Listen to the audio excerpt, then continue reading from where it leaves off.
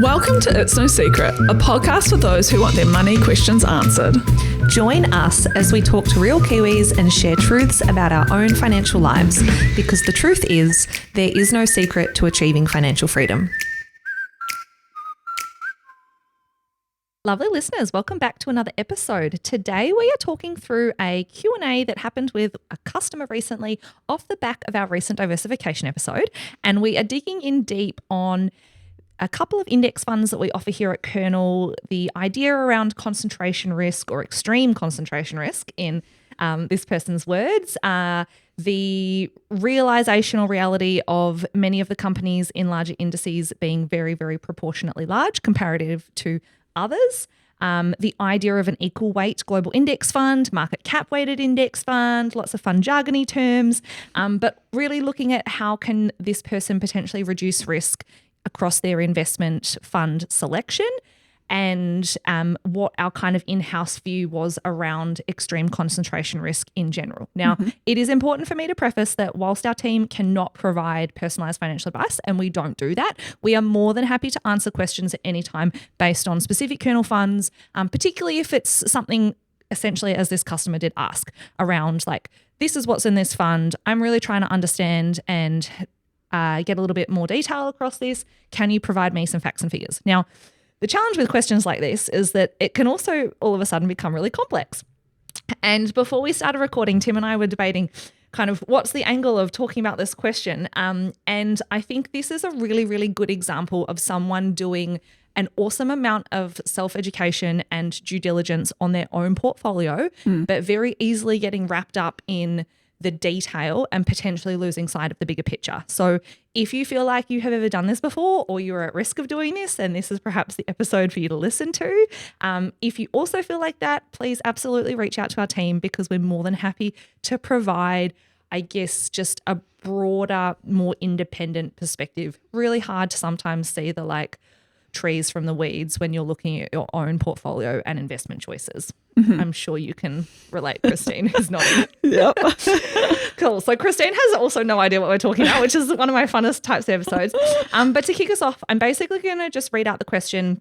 It's relatively detailed, so CJ, interrupt me if you want any clarification. Cool. But essentially this person asked, hey, Kernel, your S&P Global 100 invests almost 47% in the world's 5 largest companies, and they've provided a snip of the company or the fund holdings that we have on our website. So this is across Apple, Microsoft, Nvidia, Amazon, and Google. So almost 47%. They go on to say, this results in an extreme concentration risk. The big 5 companies in the S&P Global 100 fund have already grown exceptionally over the last 2 years and are unlikely to keep growing at that rate. An equal weight global index fund invests equally in a group of companies, regardless of their size. Such a fund would reduce the concentration risk, increase diversification, and possibly increase returns. So I've got a few questions. What's your response in relation to extreme concentration risk? Are there any things that I can do to reduce my risk in Kernel funds? And do you have something like an equal weight global index fund? Before we get on to the questions, Christine, thoughts on the question from the customer? Well, the one thing that I hung on to is the very definite statement about these companies are not going to grow in the future. Love that you picked up on that. Yeah. Tell me more. Because no one can predict the future, and like why does this person think that they can say that over, anyone really? And the data shows that you cannot successfully do that. And active versus passive debate, we don't need to go on about that, but so that's one thing. And then also, my brain also went to those top 5. Something that he didn't highlight is that they're all tech stocks. So they're in the Magnificent Seven, or majority of them are, right? So that's something. So then there's a conversation around like, well, what is concentration and risk, and also like diversification actually mean? Yes. What was the second half of the questions? Like, so what was his questions? So his questions were basically, what's our response to his assessment of extreme concentration risk? Oh, yeah. And is there anything that he can do to reduce risk in his investment portfolio choice? And do we have an equal weight index fund? Yeah, okay.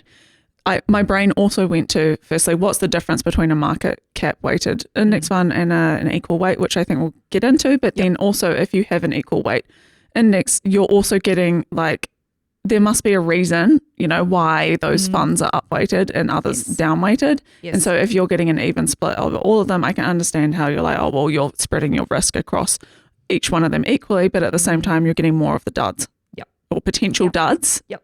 And so like maybe there's a reason why those 5 are upweighted more. Yeah, you are so on the right track. This is so good. So one of my favorite things to do when we get questions like this, because we talked about this in the team before we went back with some responses and research, is essentially what you've done is like to pick apart all the underlying assumptions that this person has made, because of course they have made underlying assumptions. That's completely reasonable. And often what happens is that people have underlying assumptions and then they ask a question. And if you just go straight to answering the question, you're not going to address the underlying assumptions, which may not be based entirely on fact. Yeah. And as you point out, there's a pretty significant one in here around this person's assessment as to whether or not the top 5 companies in the Global 100 are going to continue to be top performers or not, which is therefore informing their decision. So we were like, okay, let's break down all the essential assumptions and things going on here to really help this person understand and take a step back. Because the other thing with this is this is a very granular look. This is someone that I feel like has been doing some deep level reading over the long weekend and potentially is a little bit too in the weeds and needs to be brought back up to okay, look at the bigger picture, look at your overall position of wealth, and be prompted to do that. We can't have that conversation with them, but we can prompt them to try and get back to that place. Yeah. So where would you like to start? Do we want to talk about equal versus market cap weight? Okay, cool. So a market cap weighted index fund is a index fund where the proportional investment in each company in the fund is relative to the size of that company or its market capitalization. So market capitalization is basically Google shares are $1,000 a share. There's 100 million shares. 1,000 times 100 million is its market cap and size. And it's basically just a proxy for the size of the company. Now, does it also represent the value of that company or no? In the eyes of the shareholders or perception, but not necessarily in relation to a company's balance sheet. Yeah, okay. So it's only the representation of value in the eyes of the market, which is therefore different to say underlying fundamental analysis, which is where people look at, because inbuilt into that, and the reason I say it is people will have beliefs about Google that they feel deserve Google to be worth more than perhaps what's showing on its balance sheet. And you see this all the time with certain tech companies, right, where they're not yet profitable, but they're worth hundreds of millions, billions of dollars because people believe that they're going to be worth more in the future. Yeah, it's kind of how people invest in pretty innovative companies. You're investing also on the basis that you think this company is going to grow, hopefully, or has a bright future, right? Exactly. As well as the obvious numbers. Exactly. Yeah. But looking at, a company's market cap is not to say that would be it's not equal value to what's on that company's balance sheet, essentially. Now, market capitalization or the size of the company, value of a company is going to change every day because trading goes on in those shares every single day. Yeah. And so that as that share price goes up and down, the market cap will change. But when you're looking at the market capitalization across companies proportionately in an index, it's not going to vary heaps. And I guess an easy example of this is we have a NZ top 20 fund here at Kernel that has the 20 largest companies listed on the New Zealand Stock Exchange. And so in order to be in that, you need to be companies 1 to 20, right? Now, 1 to 20 will change over time, particularly somewhere down between the 18th to 20th companies. Companies will drop out of that index based on their size if their size reduces proportionately to other companies' size increasing. Now, an example of this more recently is Air New Zealand dropped out of the top 20 during COVID because its share price was hit so hard in relation to a black swan event that its value fell for a sustained enough period of time to mean that it was no longer in companies 1 to 20 and therefore it's no longer in the index. Yeah. Now, that's what happens when you have a market cap weighted index. What it's basically ensuring is that as companies grow in size and their market cap increases, the proportion that they take up of that index will also increase. Yeah. And on the reverse, as they decrease in size, the proportion that they have in that index or that fund will also decrease. Yeah. I was just thinking as you were saying that, I think there's also maybe some clarification around like what drives the decision making. And it's obviously an index. And so for those, like maybe the distinction around what an index is maybe and how that plays into that. What do you mean more about decision making? Well, Kernel just doesn't decide, okay, we've got like, we think that this fund should be made of the top 20 and if you don't fit in that, so yeah, it's like the index is informing the makeup of that fund. So that's not like, exactly. Do you know what I mean? So that's based on the index rules and the index methodology. Now, most indices around the world, the vast majority of them are market cap weighted, right? So if you look at like a total world is generally speaking market cap weighted. And so it will have, say, 3,000 underlying companies, and company one is going to be much larger proportionately in size comparative to company 2,954 because of the value and makeup that they have. Now, for most indices and kind of like funds, that is pretty common practice, and there's some good reasons for that.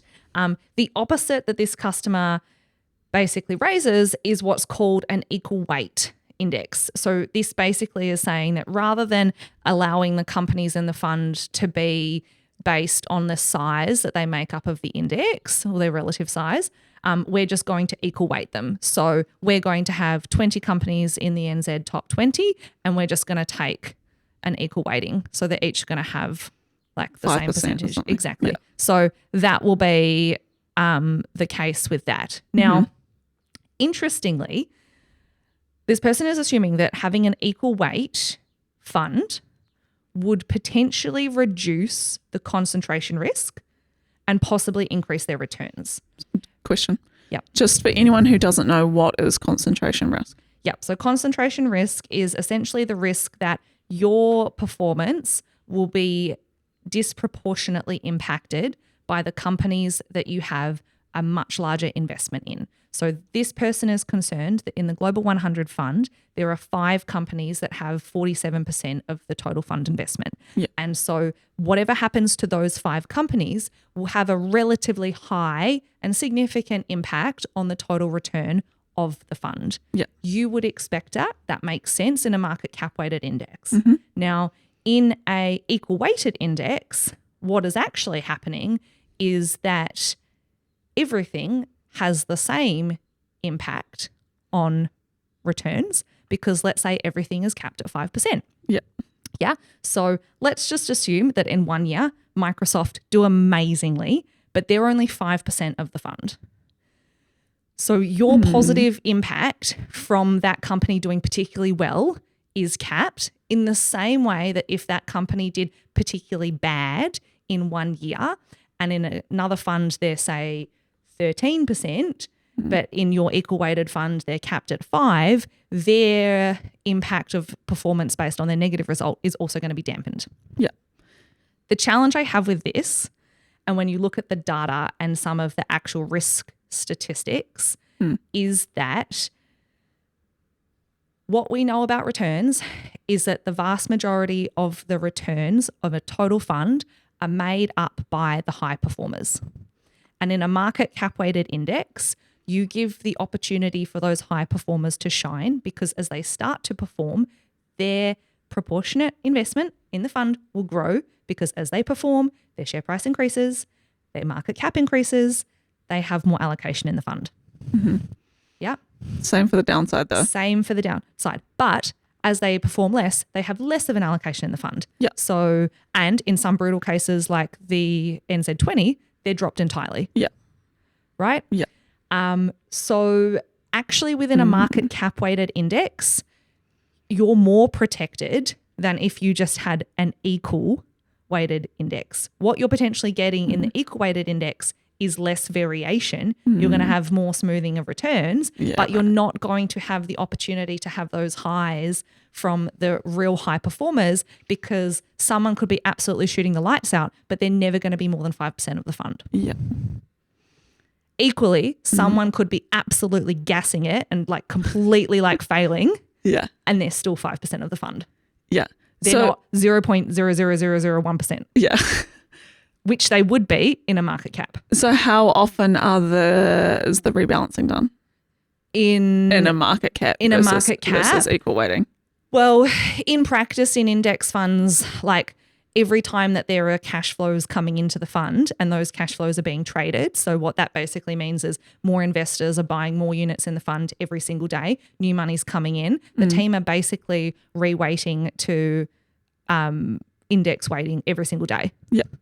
Yeah. They're not selling down, but you're reweighting with cash flows every single day. And then those material assessments of rebalancing, and material meaning like, okay, in the case of NZ20, it was a material change that New Zealand was dropped. No one had been dropped from the NZ20 in a really long time. Yeah. And so that happens on a quarterly or 6-monthly assessment. Yeah, so the reason that I think I asked that was because of your example with Air New Zealand, and I was just trying to think like in the same way that obviously companies, if Microsoft performs really well, it gets upweighted. If it performs badly, it gets downweighted. Yeah.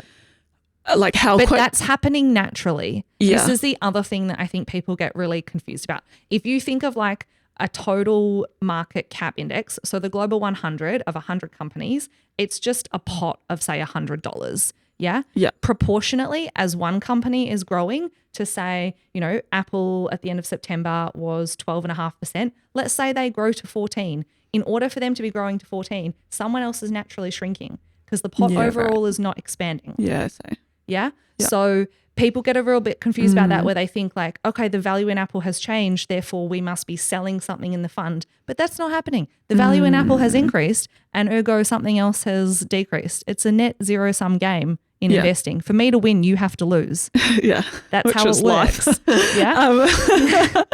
But so then I think I'm stuck on the Air New Zealand thing about what does it take to get that company out and how often is it being reviewed to then get the losers out? Do you know what I mean? So to get the losers out of a fund entirely, which is fairly dramatic, has other index-based rules. So it's a sustained change in their market cap. Now, the reason I say that is because if we were dropping and adding funds based on their market cap movements, which change all the goddamn time, there would be a lot of trading going on in the fund, and that's not the purpose of the index. Yeah. So S&P have rules around what needs to happen for a company to be added or dropped into a fund, particularly for a market cap weighted index. Now, you're going to see less of that in the global 100, and also you're going to see less of it in the NZ20. Like since that change happened, I don't believe anything as major has happened in the NZ20 since. Yeah. Yeah. S&P 500, there will be adds and drops down the bottom end. Yeah. You know, because you have small new companies coming to market and like IPOing and expanding all the time. You have companies failing. Like there will be changes at the bottom end, but the proportionality of those funds is so low. Like I'm literally less than 0.05%. That you just don't really notice it as an investor. So what you are noticing is you're noticing the impact on returns of the larger companies or the more proportionate companies in the fund. Yeah. Okay. Yeah. Next question.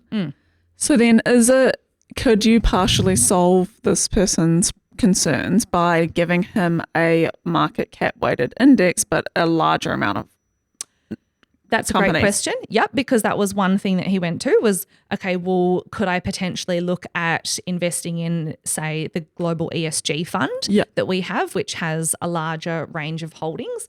Also important to note that it is still market cap weighted. And that's essentially personal preference. You know, we did talk about in the diversification episode that you really only need somewhere between 20 and 100 companies anyway to be appropriately diversified. And as you hit on in the start, one of the more important things that this person has somewhat missed is that it's less about those 5 companies and more about the sectors that is at play here. Because if we look at the S&P 500 or the Global 100 over the period of 40 years, the top 5 companies in terms of sectors have changed significantly over time. And that will continue to happen. You know, as you highlighted at the start, this person does not know what is going to happen with those 5 companies in the next 2 years. They are making an assessment on that, which we strongly warn people to not do.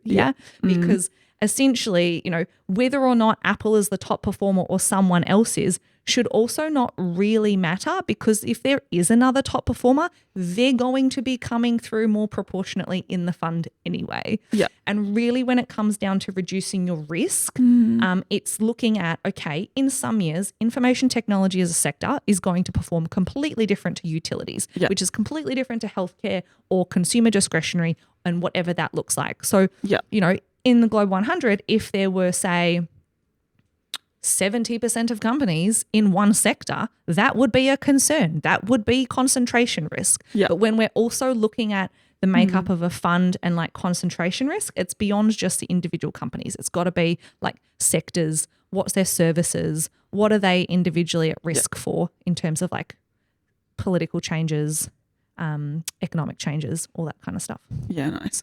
And also, so I guess with the Global 100 specifically, you said that the top 5 make up roughly, was it 46%? Just under 47% at the moment. Yeah. So then you look at the sector composition, and IT is 43% and healthcare is 10%. So like there is, there's more, but there's diversification there. Exactly. Another thought, what if this person's like, okay, I've wrapped my head around the Global 100, like I'm coming a little bit more chill because I've got some sector composition and, you know, like I understood the explanation. What if I then get an infrastructure fund that is like you're diversifying the sector in a different way by... Great potential suggestion. Yeah, exactly. I think, you know, I could absolutely see the argument for looking at a fund like the Global 100 or something similar. S&P 500 has the same challenge. And saying, okay, well, there's roughly 43% to one sector. Do I need to ensure that I have other allocations across different sectors as part of my portfolio? And if I have some concerns about the sector, because I think that's what he was really saying. He has concerns about necessarily like that sector as opposed to Google versus Apple versus like Amazon or Nvidia. So going through that, I think certainly helps. And that's also why we talk about like diversification then across sectors is important, not necessarily number of companies beyond a just general reasonable amount of up to 100 anyway. But yeah, an interesting comparison that we also have is that in the Global ESG Fund, which he was looking at, because there is a larger index world, so it's obviously not capped. Global 100 is a smaller index world because it's 100. In the Global 100, there's a much wider pool. The top 5 company allocation reduces to 22%. So an easy, I guess, comparison point for this person with this was, okay, if you're still really concerned about the 47% being the thing that you just can't get over, well, have a look at something that has a wider allocation to like a larger pool of companies. Yeah, nice. I think it's also like the industry standard, or the one that, you know, Warren Buffett speaks about all the time, is the S&P 500, right? And that's also only US companies. And so by removing the global element of that, that's another consideration as well. Exactly. Interestingly, when we were looking at then equal weight index options, because I was like, oh, interesting. I've not actually really heard of many equal weight indexes. There's one offered like an equal weight index by MSCI, and there's also one from S&P. There's a couple of ETFs that track the S&P one. I'm not really sure how popular they are. Haven't really looked into them in the past. But interestingly, and we can link to this in the show notes, the MSCI World Weighted Index does a comparison between the equal weighted and the total MSCI World in terms of cumulative index performance over the period of 2009 to 2024.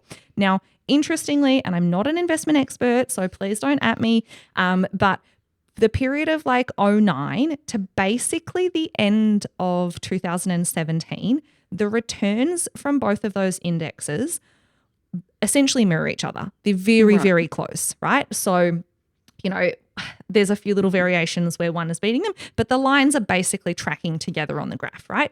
From 2018 through to 2024, they start to significantly diverge at various times, right? And so much so that as at September 2024, the index price of the total world was 473 and the index price of the equal weighted was 349. So what's that, like 120 difference?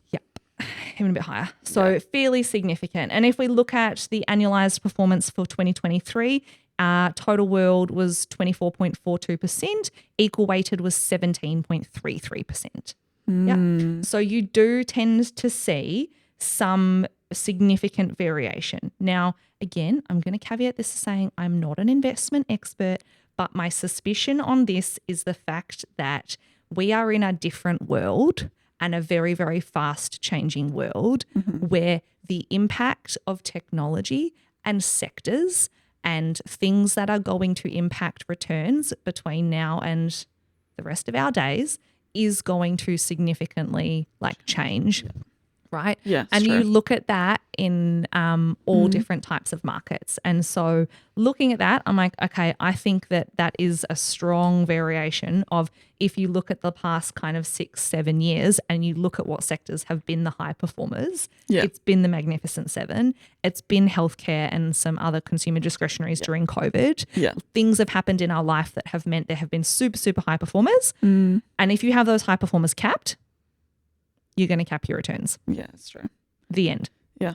I guess that is ultimately the question of, what do I invest in is how do I balance risk versus performance? Yes, exactly. Well, the interesting thing, I think this is, if someone loves to just nerd out on stuff, the other thing on this little fun fact sheet from MSCI is that they then also compare the key factors across both that drive risk and return comparative. So in the equal weighted option, the key thing that is essentially driving risk, but also return, because that's the trade-off, right? You want to have better returns, you're going to have some risk. But this person's trying to reduce risk, so what's the cost? Yeah, exactly. So the thing that is essentially contributing the most in an equal weighted scenario is smaller companies.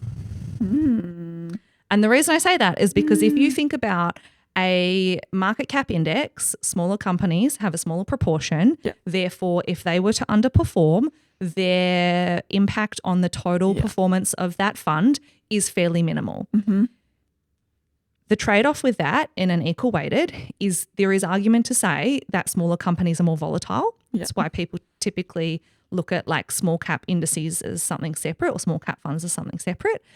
They're not as stable. It makes sense. They're a smaller company. They don't have as much money on their balance sheet to ride out significant economic shocks. They are not necessarily as well established as larger organizations. Those kind of logical things make sense, right? So there is opportunity in that potentially, but there's also risk. And so that was the factor that was in the equal weighted option driving the largest amount of risk return ratio comparative to the total world. That's actually not really a consideration. Interesting. Yeah. Which I thought was really interesting for this person, because I'm like, they're really concerned about the big players. But it's like, okay, well, let's think about the alternate that you're looking at and what's the impact of the small players. So you just don't see them as much because, of course, they're not going to get as much airtime. They're not going to get the headlines. They're not going to get the criticism. But that's not to say that they couldn't necessarily have a negative impact on your performance or your portfolio if it was an equal weighted scenario. Yeah, love it. Love it. We really nerded out on this one. Yeah, this is good. I have 2 last questions. Yeah. Number 1 is, so what was the solution or I guess the outcome of this discussion? You've got the research. We basically gave them all this research, which is a bit overwhelming. And I think sometimes it's hard when you're in, a customer success capacity where it's like, okay, and this is this conversation we've had of we need to kind of present you with the facts. But not everybody can necessarily take on all the facts. Especially if you're in a heightened emotional state. Exactly. But also it's the facts here is what's going to help you understand. So we just decided to kind of go hard on basically we picked apart, okay, this is your assumption in a kind way, of course. This is your assumption. Here are our thoughts. Here are some links. Here's basically us saying yes, 47% in the top 5 is high, but this is why it's not necessarily extreme concentration risk. What would be extreme concentration risk? What's a comparative? Having a look at the various returns of an equal weighted index. Really helpfully, S&P do have an S&P 500 equal weighted and obviously an S&P normal. So we sent him that as just a data source to dig into because it's here's not the global 100, but something else that you can comparable to with a long period of data history. Have a look at where they start to diverge, have a look at the risk return factors. And then also I think it's a case of providing an alternative because as we kind of said at the start, like we're not always necessarily right, or we're not the people to decide. This customer needs to decide what's best for them. So we were also wanting to highlight, okay, well, if you are concerned with Global 100, your next larger option in a global fund is global ESG. That's our equivalent of a total world. Yeah. This is what it would look like if you decided to start, investing in that fund instead of, say, Global 100. Yeah, nice. And then really it's up to the customer, Yeah. Yeah. Yeah, good. Nice. Yeah. Great. Was there a second question? Yeah, well, the second question was, so did you get to the bottom of the assumptions with him? But I think you kind of explained that, in that you said, this is how we've interpreted your assumption, Yes. and then we'll break it down. But I feel like the reason I was asking about that is I'm just curious to understand what is the ingrained belief around the spread across the equal weighting and holding that as the truth. That's really interesting. I think it's my read of this is that they've probably done a little bit of Googling, Right. because there's very few people that would ever mention an equal weighted index to us, And so I'm thinking that they've potentially gone down a rabbit hole of essentially Googling concentration risk or risks with market weighted indices, and therefore they have landed on this idea of an equal weighted fund, but not known whether or not they kind of exist or some of the pros or cons with those. And so this is also the importance of, I guess, really great financial conversations with people, because it's that could be a valid idea. We don't want to insult the person. It's hey, that actually could be a good option for you, but let's also have a look at what are the pros and cons of that, and getting to a good outcome. But it just, is a great example of often what people are asking when it comes to money investing is not necessarily the question that they've actually posed you. And the best thing that I think we do at Kernel, to give our CS team a shout out, is taking the time to really digest and figure out what is it that you're actually stuck on, and how can we help you with that? Because if we just jumped to the question of how can I reduce the risk in Kernel funds and answered that, it's very different. We're band-aiding what is actually the underlying concern with that person. Yeah. I also think it's a good example of you don't know what you don't know, or you know what you read. And so it's important to consume alternative views, or make sure you get a fully well-rounded perspective on an issue that you might have, or an underlying assumption, because if you just, it's like the echo chamber, right? If you jump on Reddit and you're just reading all this stuff, they're going to validate what you look for, or that's what you're looking to validate. Whereas if you make sure you have an alternative view, then you can then decide and weigh up the pros and cons. Exactly. And to be honest, I think the best thing that this customer did is that they came to us with the question. Because that's also super frustrating. It's if we had seen this been asked to Reddit and we didn't have the opportunity as the provider and the person that the question is about to kind of provide our 2 cents, it's really hard. And so it is a case of if you have a question about a financial services provider, ask them, give them the opportunity to basically give you a really great answer. And if they don't, then go elsewhere. But it's really important because, we do have a great research team and, the likes of S&P at our disposal to help us with these kinds of things. And ultimately we want to help customers get to a great place. So love it. I also feel I always learn a lot about, critical thinking, really, and not just taking things on face value, and asking why a bit more. And I think it's a very good perspective to take with your personal financial situation, really, as well. And when you're going to see a financial advisor, everything, be critical and make sure you ask the hard questions of yourself and others, I think. Yes, exactly. And if after this whole lengthy conversation, the only thing that you've taken away is that you need to interrogate people and their questions more, it is also relevant to think about that if you're talking about money or investing with a partner. Because again, that same thing applies. If people don't necessarily ask the thing that they actually want to know, they don't know how to word the question. That's very true. Really giving the space and time to get to what is the bottom of the concern is so important when it comes to these types of conversations. Yeah. I feel you could probably apply that to life. Any legal battle, this is just a live podcast now. Well, on that note, do I need to thank Kernel on this podcast? Because it's basically about Kernel. So thank you to our great customers who ask us awesome questions, and our amazing CS team who answer everything on our 0800 number, and our support at Kernel Wealth email address. But if you would like to, again, find out more from us, you can send us a message at It's No Secret NZ. You can subscribe wherever you're listening to this podcast, whether that's on YouTube or Spotify or Apple. We would love you to do that. And we look forward to seeing you next week. Thanks for listening. Bye. Bye.